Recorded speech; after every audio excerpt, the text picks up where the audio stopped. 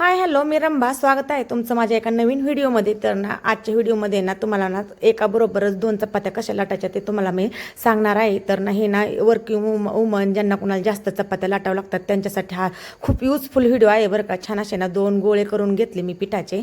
तर पुरीसारखे दोन लाटून घेतले, छान असं तेल लावून त्याच्यावरती पिठी टाकून एकावरती एक ठेवून छान असं ना पिठी टाकून एकदम गोल लुसलुशीत चपाती लाटून घेतली आणि खूप मऊ लुसलुशीत कापसासारखी एकदम छान अशी चपाती होते बरं का.